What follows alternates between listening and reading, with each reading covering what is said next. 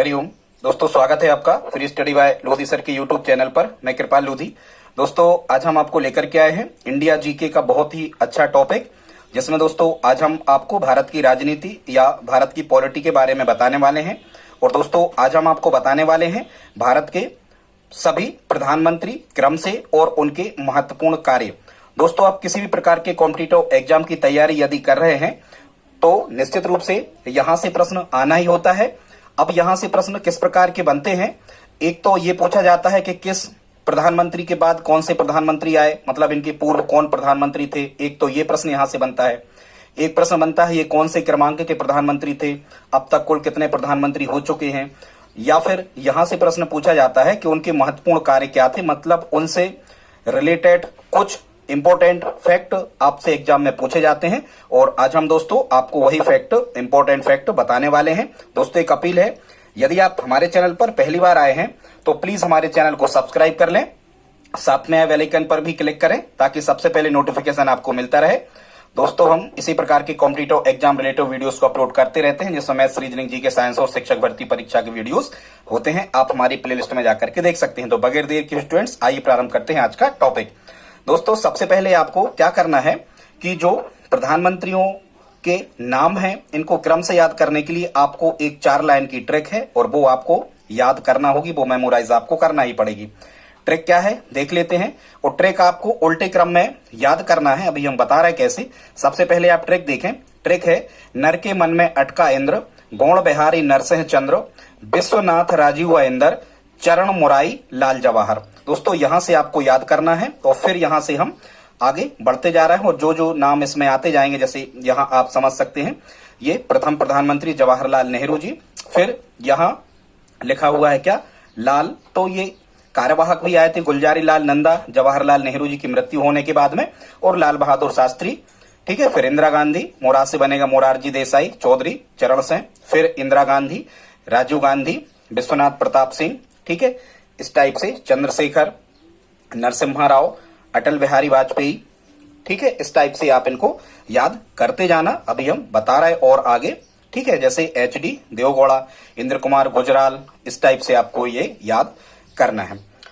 तो देख लेते हैं। सबसे पहले जवाहरलाल नेहरू जी के बारे में, ये यहां लिखा है जवाहर, तो जवाहर से 1 नंबर पे ये बन जाएंगे जवाहरलाल नेहरू जी। ठीक है, और यहां नर तक लिखा हुआ है, नर से बनेगा नरेंद्र मोदी।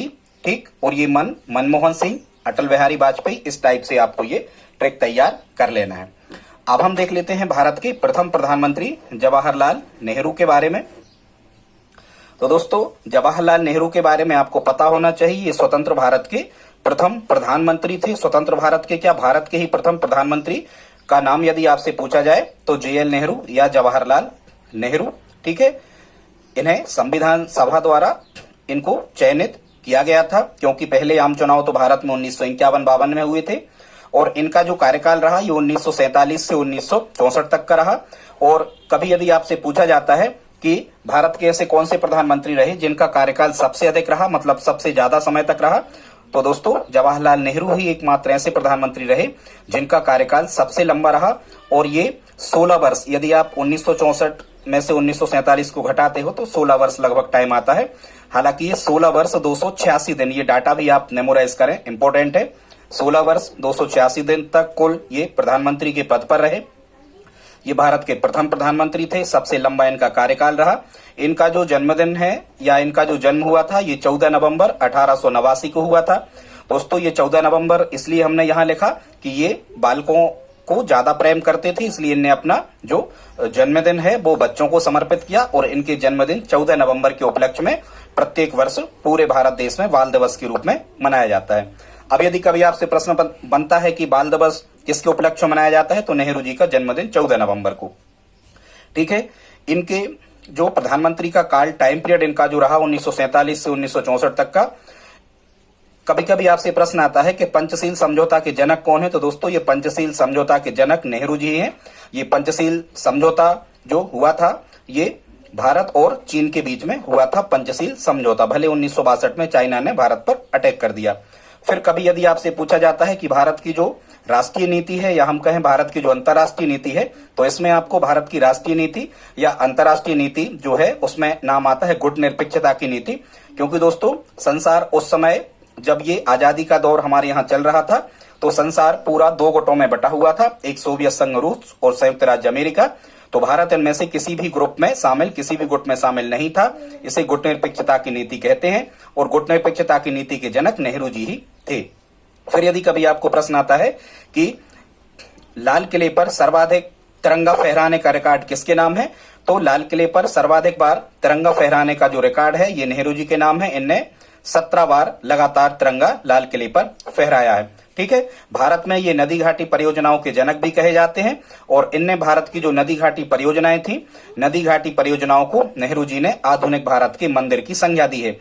अब यदि कभी आपसे पूछा जाए कि भारत के किस व्यक्ति ने नदी घाटी परियोजनाओं को आधुनिक भारत के मंदिर कहा था, तो नेहरू जी का नाम इसमें भी आ जाएगा। ठीक है, इनके टाइम पीरियड पर सरदार वल्लभ भाई पटेल ये उप प्रधानमंत्री और पहले गृह मंत्री भी थे, सरदार वल्लभ भाई पटेल।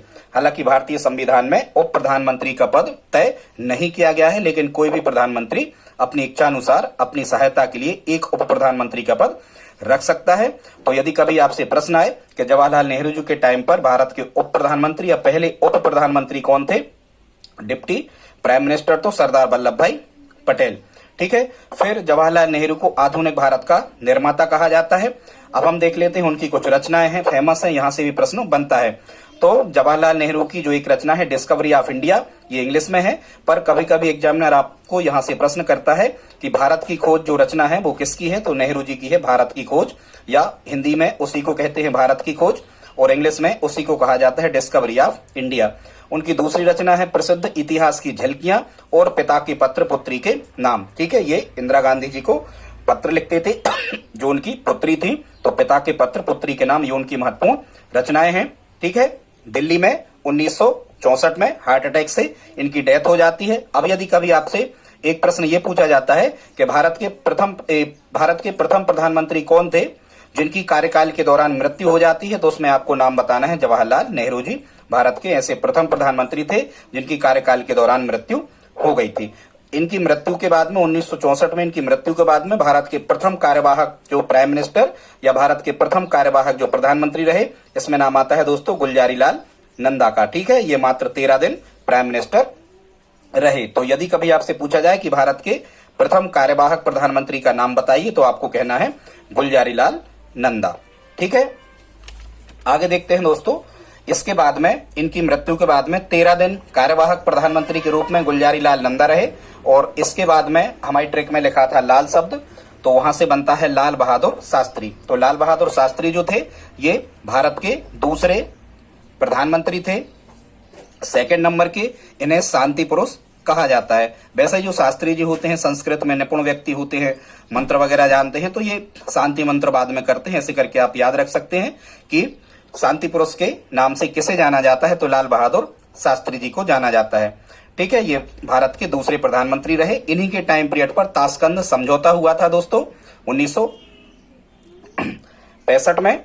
तो ये जो ताशकंद समझौता हुआ था, ये ताशकंद जो है उज्बेकिस्तान देश की राजधानी उस समय हुआ करती थी। तो जो ताशकंद समझौता था, यहां से भी कभी कभी प्रश्न आता है कि ताशकंद समझौता किन दो देशों के बीच हुआ था। तो दोस्तों ध्यान रखना, ताशकंद समझौता भारत और पाकिस्तान के बीच हुआ था।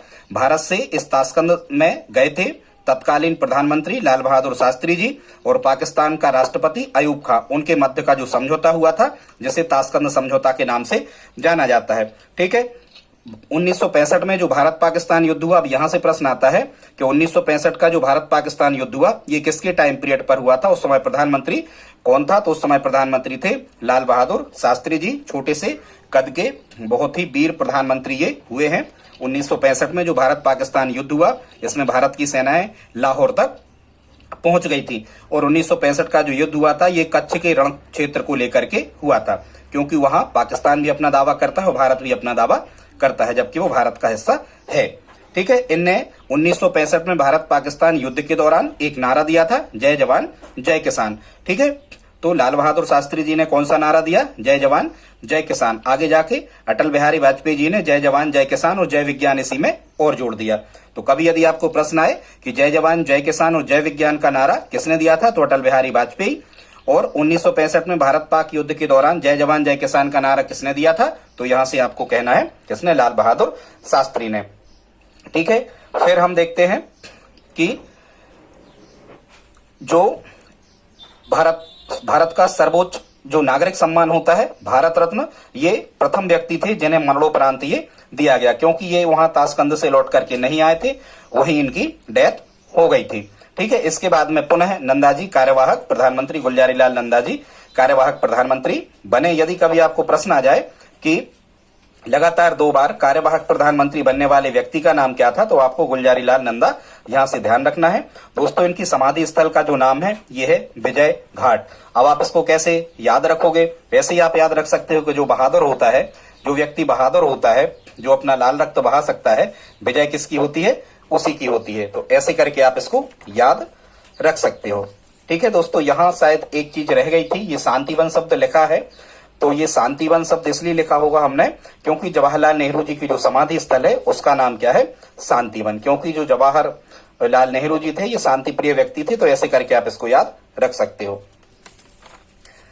आगे देखते हैं दोस्तों, लाल बहादुर शास्त्री जी की मृत्यु के बाद में नेहरू जी की बेटी इंदिरा गांधी जी भारत की प्रधानमंत्री बनती हैं और इनका कार्यकाल रहता है, तीसरी प्रधानमंत्री बनती हैं और इनका कार्यकाल है 1966 से 1977 तक। अब इनके टाइम पीरियड के मुख्य कार्य देख लेते हैं। तो इनने 1969 में भारत के 14 बड़े बैंकों का राष्ट्रीयकरण कर दिया, मतलब 14 बड़े जो निजी बैंक थे इनको सरकारी घोषित कर दिया, ये कहलाता है बैंकों का राष्ट्रीयकरण। तो कभी यदि आपको प्रश्न पूछा जाता है कि भारत के 14 बड़े बैंकों का राष्ट्रीयकरण किसके द्वारा किया गया, तो इंदिरा गांधी के द्वारा किया गया। फिर इनने 18 मई 1974 को प्रथम परमाणु परीक्षण करवाया। ये प्रथम परमाणु परीक्षण, आपको एक बात बता दें, भारत के सभी प्रकार के जो परमाणु परीक्षण होते हैं ये राजस्थान के जैसलमेर जिले के पोखरण नामक स्थान पर होते हैं। तो 18 मई 1974, ध्यान रखना ये तारीख भी एग्जाम में कई बार पूछी गई है कि भारत का प्रथम परमाणु परीक्षण कब हुआ था, तो 18 मई 1974 को हुआ था। किसके टाइम पीरियड पर हुआ था? इंदिरा गांधी जी के टाइम पीरियड पर हुआ था, इनने ये करवाया था। ठीक है, फिर प्रश्न आता है कि प्रथम प्रधानमंत्री कौन थे जो राज्यसभा सांसद थे, प्रधानमंत्री बनते समय राज्यसभा से आए थे, तो आपको इंदिरा गांधी का नाम लेना है, ये प्रधानमंत्री बनते समय राज्यसभा सांसद थी। फिर इन्होंने ऑपरेशन ब्लू स्टार चलाया था, हालांकि अभी बाद में चलाया था, पर यह भी इनका कार्य है। ऑपरेशन ब्लू स्टार चलाया था अमृतसर से खालिस्तानियों को वहां से दूर करने के लिए, उस मंदिर को, हरमिंदर साहब का जो मंदिर है उसको स्वतंत्र करने के लिए ऑपरेशन ब्लू स्टार। अब यदि कभी आपको प्रश्न आता है कि भारत में ऑपरेशन ब्लू स्टार किससे संबंधित है, तो इंदिरा गांधी आपको उसमें बता देना है। सर्वाधिक 33 बार राज्यों में राष्ट्रपति शासन लगा इंदिरा गांधी के टाइम पर, यह भी आपको ध्यान रखना है।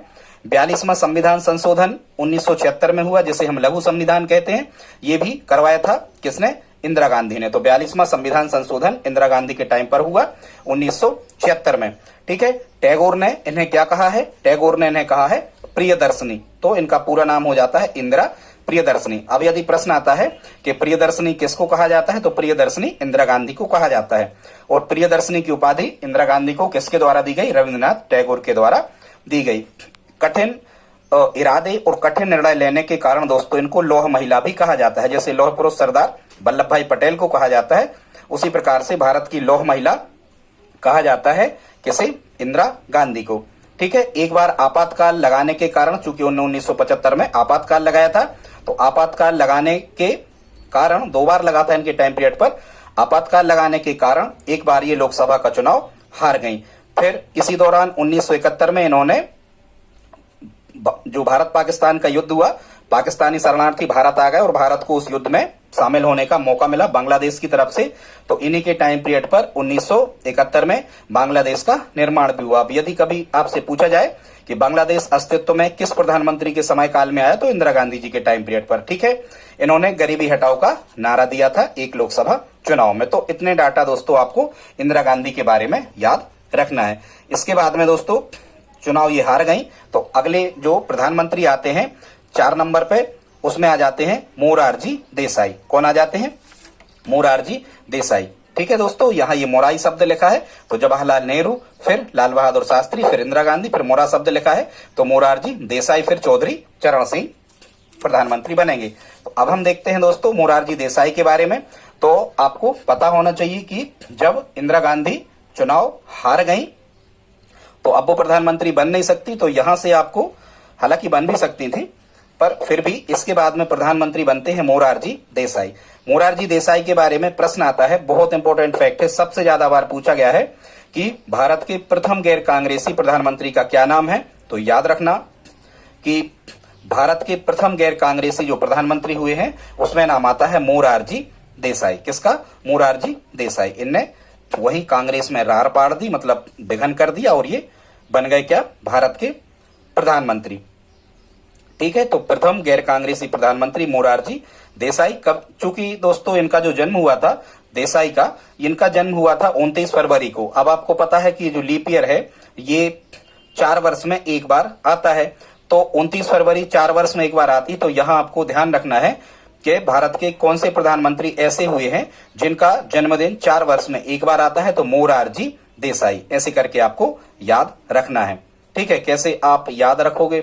एक तो यहां लिखा है साईं, तो ऐसे याद रख लेना, आप साईं मंदिर वहां शिरडी जाते हो तो 4 साल में एक बार जाते हो, ऐसे करके आप इसको याद रख लेना। ठीक है, फिर कभी यदि प्रश्न आता है कि अपने पद से त्यागपत्र देने वाले प्रथम प्राइम मिनिस्टर या प्रथम जो प्रधानमंत्री रहे वो कौन रहे, तो उसमें भी अपने पद से त्यागपत्र देने वाले प्रथम प्रधानमंत्री भी कौन रहे? मोरारजी देसाई। और सबसे वृद्ध प्रधानमंत्री कौन रहे? 81 वर्ष में ये प्रधानमंत्री बने थे, उसमें भी मोरारजी देसाई। ठीक है, इनके टाइम पीरियड पर, मोरारजी देसाई के टाइम पीरियड पर, चूंकि ये अन्य दलों के सहयोग से प्रधानमंत्री बने थे पहली बार, तो यहां आपको ध्यान रखना है कि इनके टाइम पीरियड पर भारत में 2 उप प्रधानमंत्री हुए और उनके नाम है जगजीवन राम और चौधरी चरण सिंह। अब यदि कभी प्रश्न आता है कि भारत के ऐसे प्रधानमंत्री का नाम क्या है जिनके समय काल में या कार्यकाल के दौरान 2 उप प्रधानमंत्री रहे, तो मोरारजी देसाई के टाइम पीरियड पर जगजीवन राम और चौधरी चरण सिंह 2 क्या रहे? उप प्रधानमंत्री रहे। दोस्तों इनके त्यागपत्र देने के बाद में भारत के प्रधानमंत्री बनते हैं चौधरी चरण सिंह। ठीक है, चौधरी चरण सिंह ये 5वें नंबर के भारत के प्रधानमंत्री हैं। अब देखो, आपको पता होगा कि चौधरी जो होते हैं ये बड़े बड़े किसान होते हैं, ग्रामीण क्षेत्रों में रहते हैं अधिकांशतः, तो ऐसे करके आप इसको याद रख सकते हो कि जो चौधरी चरण सिंह थे इन्हें किसानों का मसीहा कहा जाता था। ठीक है, किसानों का मसीहा किसे कहा जाता था? चौधरी चरण सिंह, क्योंकि जो खुद किसान होंगे, ठीक है, जो खुद किसान होंगे वो किसानों के मसीहा कहलाएंगे। तो किसानों का मसीहा किसे कहा जाता है? चौधरी चरण सिंह को कहा जाता है। ठीक है, ये भी जनता पार्टी से संबंधित थे और नाबार्ड की स्थापना भी इन्हीं के टाइम पीरियड पर हुई थी। दोस्तों ये जो कृषि ग्रामीण विकास बैंक है नाबार्ड, ये किसानों को सबसे अधिक दीर्घकालीन ऋण उपलब्ध करवाता है। तो नाबार्ड की स्थापना किसके टाइम पीरियड पर हुई है? अभी एमपी पुलिस भर्ती में प्रश्न भी था ये, तो चौधरी चरण सिंह के टाइम पीरियड पर हुई है। चौधरी चरण सिंह किस पार्टी से थे? ये जनता पार्टी के थे, किसानों का मसीहा इनको कहा जाता था। और एक प्रश्न और इनके बारे में चलता है, बहुत इंपॉर्टेंट है, कि कभी भी लोकसभा का सामना नहीं करने वाले प्रधानमंत्री का नाम कौन है? तो चौधरी चरण सिंह है। ठीक है, इनके चरण कभी भी लोकसभा में नहीं पड़े, मतलब ये कभी भी लोकसभा नहीं गए। तो ऐसे याद रखना, चरण शब्द लिखा है कि किस प्रधानमंत्री के चरण लोकसभा में एक भी बार नहीं पड़े, तो आपको कहना है चौधरी चरण सिंह के चरण लोकसभा में एक भी बार नहीं पड़े। इन्होंने जेल में रहकर शिष्टाचार नाम की पुस्तक लिखी, क्योंकि जो किसान होते हैं तो अधिकांशतः जो किसान होते हैं ये या जो दूसरों के चरण जल्दी छू लेते हैं, ऐसे करके वो शिष्टाचारी माने जाते हैं। तो जेल में रहकर शिष्टाचार नामक पुस्तक किसने लिखी? चौधरी चरण सिंह ने। इसके बाद दोस्तों चौधरी चरण सिंह के बाद में फिर से एक कार्यकाल आता है इंदिरा गांधी का। इस कार्य, अभी हमने आपको ऑपरेशन ब्लू स्टार बता दिया था, हालांकि वो इस कार्यकाल के दौरान चलाया गया। दोस्तों कार्यकाल इंपॉर्टेंट है नहीं, इसलिए ये हमने कार्यकाल सभी के यहाँ पर बताने का प्रयास नहीं किया है, आपको वो मेमोराइज भी नहीं होंगे। ठीक है, अगले किसी वीडियो में केवल कार्यकाल हम आपको बता देंगे। तो चौधरी चरण सिंह के बाद में फिर से प्रधानमंत्री बनती है इंदिरा गांधी। इन्होंने ऑपरेशन ब्लू स्टार चलाया, हरमिंदर साहब को मुक्त करवाया खालिस्तानियों से। ठीक है, और इसी कारण को लेकर के 31 अक्टूबर 1984 को इनको गोली मार दी गई। इनका जो दोस्तों समाधि स्थल है इंदिरा गांधी जी का, उसका नाम है शक्ति स्थल। क्या नाम है? शक्ति स्थल। वैसे ही अब आपको पता होना चाहिए कि जो महिलाएं होती हैं, इंदिरा गांधी भारत की प्रथम महिला प्रधानमंत्री थी। ठीक है, भारत की प्रथम महिला प्रधानमंत्री थी इंदिरा गांधी। तो जो महिलाएं होती हैं वैसे वो शक्ति का रूप होती हैं, ऐसे करके आप याद रख सकते हो कि इंदिरा गांधी जी के समाधि स्थल का नाम क्या है, शक्ति स्थल। तो आई होप आप इतना समझ गए होंगे दोस्तों।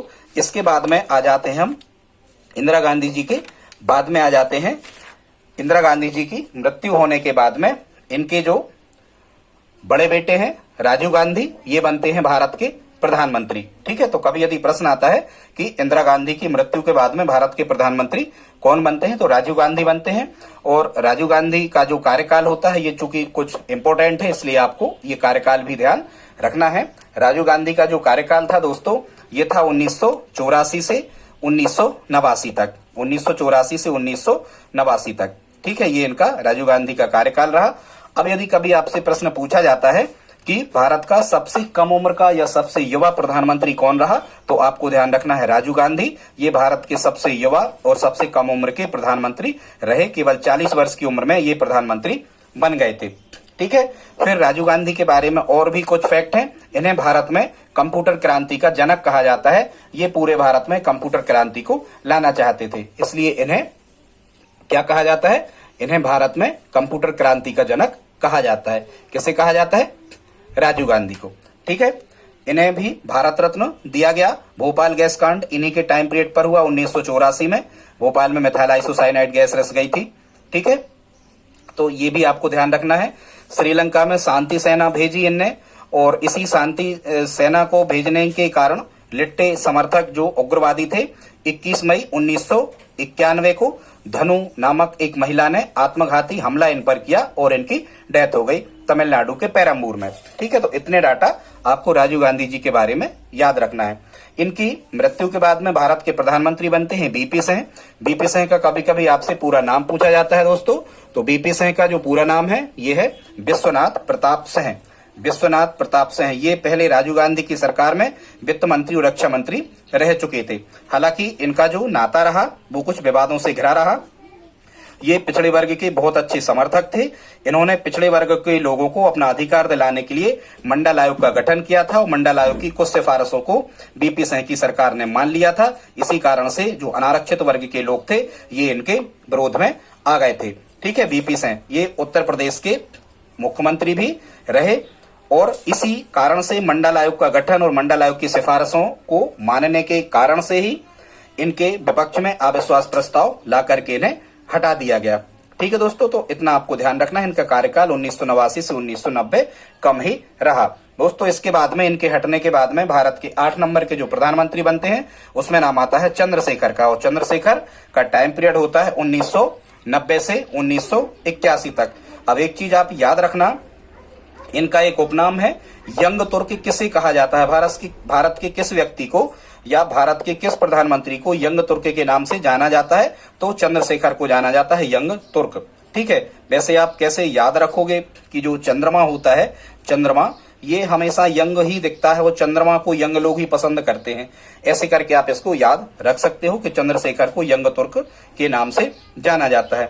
फिर कभी कभी प्रश्न आता है कि समाजवादी जनता पार्टी के एकमात्र प्रधानमंत्री, ये उस समय समाजवादी जनता पार्टी एक पार्टी चलती थी, समाजवादी जनता पार्टी के एकमात्र प्रधानमंत्री तो कौन रहे, चंद्रशेखर। ठीक है, इनकी सरकार के 2 उपनाम है, क्योंकि ये लोगों का मानना था, राजनीतिक विश्लेषकों का, कि ये दूसरों के कहे अनुसार अपनी सरकार चलाते थे। तो इनकी सरकार के 2 नाम है। इनकी सरकार को कठपुतली और लंगड़ा बतख कहा जाता था। किसकी, चंद्रशेखर की। ठीक है, वैसे ही जो चंद्रमा होता है ये कठपुतली होता है, वैसे ही कि बादल आते जाते रहते हैं तो ये दिखता है, कभी नहीं दिखता है, कभी हमें चंद्रशेखर जो है वो बतख के समान, चंद्रमा बतख के समान भी दिखता है आसमान में। ऐसे करके आप इसको याद रख सकते हो दोस्तों। तो इनके बाद में भारत के प्रधानमंत्री बनते हैं पीवी नरसिम्हा राव जी, और ये 1991 से 1996 तक भारत के प्रधानमंत्री रहे। अब कभी कभी आपसे ये पूछा जाता है कि पीवी नरसिम्हा राव का पूरा नाम क्या था, तो पीवी नरसिम्हा राव का पूरा नाम था पामुलापर्थी वेंकट नरसिम्हा राव। फिर से सुन लें, पामुलापर्थी वेंकट नरसिम्हा राव। कभी कभी प्रश्न आता है कि दक्षिण भारतीय मूल के प्रथम प्रधानमंत्री कौन थे, तो दक्षिण भारतीय मूल के प्रथम प्रधानमंत्री थे पीवी नरसिम्हा राव। ठीक है, ये दक्षिण भारतीय थे, आंध्र प्रदेश साइड के ये व्यक्ति थे। एक और महत्वपूर्ण फैक्ट, ये आंध्र प्रदेश के मुख्यमंत्री भी रहे हैं। पीवी नरसिम्हा राव आंध्र प्रदेश के मुख्यमंत्री भी रहे हैं। फिर आपको ध्यान होना चाहिए कि 1992-93 में जो 11वीं और 12वीं अनुसूची भारतीय संविधान में जोड़ी गई, तो 73वां संविधान संशोधन और 74वां संविधान संशोधन किसके टाइम पीरियड पर हुआ? पीवी नरसिम्हा राव के टाइम पीरियड पर ही हुआ। इन्होंने ही ग्राम पंचायतों को संवैधानिक अधिकार प्रदान करवाया। तो 73वां और 74वां संविधान संशोधन पीवी नरसिम्हा राव के टाइम पीरियड पर हुआ था।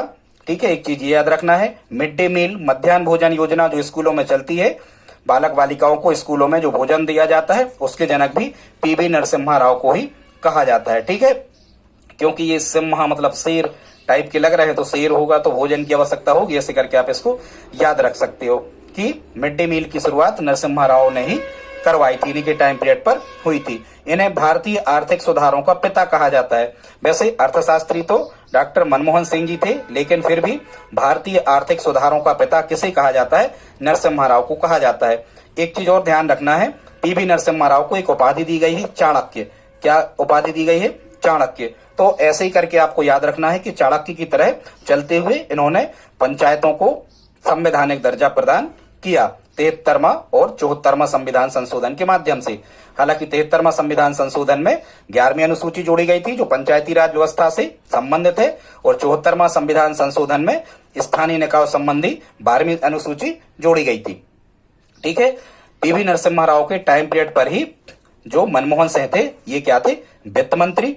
और मनमोहन सिंह खुद एक अर्थशास्त्री हैं, इसलिए भारतीय आर्थिक सुधारों का पिता पीवी नरसिम्हा राव को कहा जाता है, क्योंकि यहां उन्होंने कार्य किया होगा निश्चित रूप से। दोस्तों, पीवी नरसिम्हा राव के बाद में अगले जो प्रधानमंत्री आते हैं 10 नंबर पे, अटल बिहारी वाजपेयी। इनका टाइम पीरियड होता है 16 मई 1996 से 1 जून 1996 तक। ठीक है, कभी कभी यहां से प्रश्न आता है कि ऐसे कौन से प्रधानमंत्री रहे जिनके कार्यकाल में केवल एक वोट से उनकी सरकार गिर गई थी? तो ध्यान रखना, केवल एक वोट से सरकार गिर गई थी अटल बिहारी वाजपेयी जी की। ये भारतीय जनता पार्टी के थे। ये 16 मई 1996 से 1 जून 1996 सबसे कम कार्यकाल इनका रहा। कितने दिन? 16 दिन। यदि कार्यवाहक प्रधानमंत्री का 13 दिन का कार्यकाल छोड़ दिया जाए तो सबसे कम कार्यकाल रखने वाले जो प्रधानमंत्री रहे वो अटल बिहारी वाजपेयी जी। इनका कार्यकाल केवल कितना रहा? 16 दिन का रहा। ठीक है दोस्तों, अब इनकी सरकार गिरने के बाद में जो नए प्रधानमंत्री आते हैं वो आते हैं एचडी देवगौड़ा। और एचडी देवगौड़ा का जो फुल फॉर्म है या पूरा नाम है हरदनहल्ली डोडेगौड़ा देवगौड़ा। फिर से सुन लें, ये पूछा जाता है। एचडी का फुल फॉर्म है हरदनहल्ली डोडेगौड़ा देवगौड़ा। ठीक है, ये एचडी देवगौड़ा 2 बार उप प्रधानमंत्री भी रहे हैं। ये देवगौड़ा जो थे ये जनता दल पार्टी से संबंधित थे, जनता दल पार्टी के थे। ये संयुक्त मोर्चा की सरकार बनी थी। कर्नाटक के ये सीएम भी रह चुके हैं और इन्हें मिट्टी का पुत्र कहा जाता है। वैसे ही जो गौड़ समुदाय के लोग होते हैं वो मिट्टी का कार्य, किसानी का कार्य ज्यादा करते हैं। तो यहां से आप याद रख सकते हो कि भारत के किस प्रधानमंत्री को मिट्टी का पुत्र कहा जाता है? तो एचडी देवगौड़ा को भारत में मिट्टी का पुत्र कहा जाता है। दोस्तों, इसके बाद में आ जाते हैं हम 12 नंबर पे। तो अगले जो प्रधानमंत्री रहे आई.के. गुजराल, मतलब इनका पूरा नाम है इंद्र कुमार गुजराल। ये पत्रकार भी रहे हैं। भारत छोड़ो आंदोलन में ये शामिल रहे। भारत छोड़ो आंदोलन के दौरान ये जेल भी गए। इनका कार्यकाल 1997 से 1998 तक रहा।